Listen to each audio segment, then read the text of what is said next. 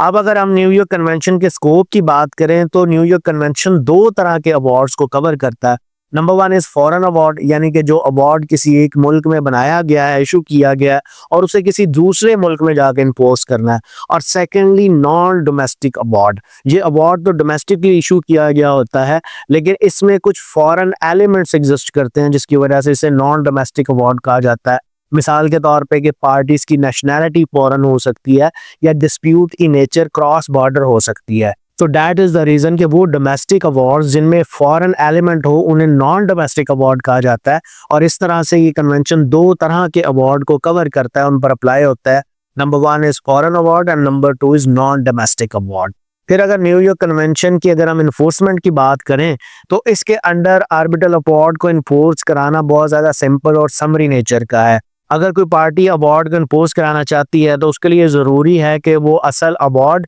या उसकी certified copy लेकर कॉम्पिटेंट कोर्ट या कॉम्पिटेंट अथॉरिटी के सामने जाएगी और साथ ही साथ जो आर्बिट्रेशन एग्रीमेंट है वो भी लेकर जाएगी। और अगर ज़रूरी है तो उस आर्बिट्रेशन एग्रीमेंट की या उस आर्बिट्रल अवार्ड की जो सर्टिफाइड ट्रांसलेशन है वो भी साथ फाइल कर देगी। अब कोर्ट्स अंडर दिस कन्वेंशन ये नहीं कर सकती कि दोबारा से केस को मेरिट पर देखें, बल्कि इस कन्वेंशन ने एक प्रो एनफोर्समेंट बायस क्रिएट कर दिया हुआ है जिसकी वजह से कोर्ट्स की पहली प्रायोरिटी ये होती है कि उन्होंने अवार्ड को एनफोर्स ही कराना है अनलेस कि दूसरी पार्टी आके रिफ्यूजल के ग्राउंड्स को प्रूव कर दे जो कि इस कन्वेंशन के आर्टिकल 5 में गिवन है। So that is the reason कि इन्फोर्समेंट अंडर दिस कन्वेंशन को एक लाइट टच इन्फोर्समेंट कहा जाता है और इसकी वजह से ही आर्बिट्रेशन असल में लिटिगेशन के मुकाबले में ज़्यादा कॉस्ट इफेक्टिव और ज़्यादा फास्ट पेस समझी जाती है, क्योंकि केस को दोबारा से सुना ही नहीं जाता। कोर्ट के पास बना बनाया अवार्ड आना है और कोर्ट की पहली कोशिश यही होनी है कि उस अवार्ड को इन्फोर्स कर दिया जाए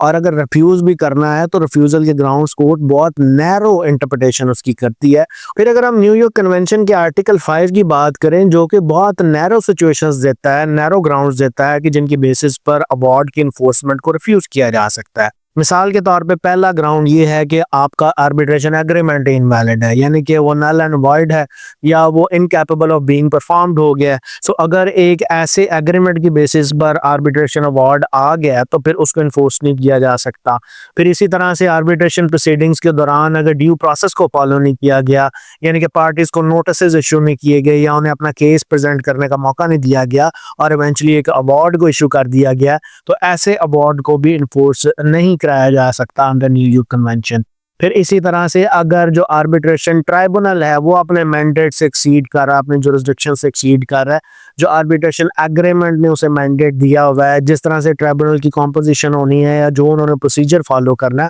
वो अगर उसे कंप्लाई विद नहीं कर रहे और इवेंचुअली उन्होंने एक अवार्ड इशू कर दिया तो फिर ऐसे अवार्ड को भी इन्फोर्स नहीं किया जा सकता। और अगर एक ऐसा अवार्ड है कि जिसे एक ऑलरेडी एक कॉम्पिटेंट कोर्ट सेट असाइड कर चुकी है, अनल कर चुकी है, तो ऐसे अवार्ड को भी न्यूयॉर्क कन्वेंशन के अंडर इन्फोर्स नहीं किया जा सकता। फिर कोर्ट्स खुद से अपने ताई भी अवार्ड की इन्फोर्समेंट को रोक सकती हैं अगर उस अवार्ड में जो सब्जेक्ट मैटर डिस्प्यूट था वो आर्बिटेबल नहीं है, यानी कि डिस्प्यूट क्रिमिनल नेचर का है या फैमिली नेचर का है, तो ऐसे अवार्ड को भी इन्फोर्स नहीं किया जा सकता। फिर इसी तरह से अगर वो अवार्ड जिस मुल्क में इन्फोर्स किया जा रहा है उस मुल्क की कोर्ट्स ये समझती हैं कि वो उनकी पब्लिक पॉलिसी के अगेंस्ट है, यानी कि उनकी जो एस्टेब्लिश्ड नॉर्म्स हैं मोरालिटी की और जस्टिस की उनके अगेंस्ट है, तो फिर उसकी इन्फोर्समेंट वो रोक सकती हैं। अक्रॉस द वर्ल्ड जितनी भी कंट्रीज हैं जो न्यूयॉर्क कन्वेंशन को इम्प्लीमेंट करती हैं वो बहुत दफ़ा ये क्लैरिफाई कर चुकी हैं ये जो रिफ्यूज़ल के ग्राउंड्स हैं इन्हें बहुत रिस्ट्रिक्टिवली अप्लाई करना चाहिए, इनकी इंटरप्रिटेशन बहुत नैरो होनी चाहिए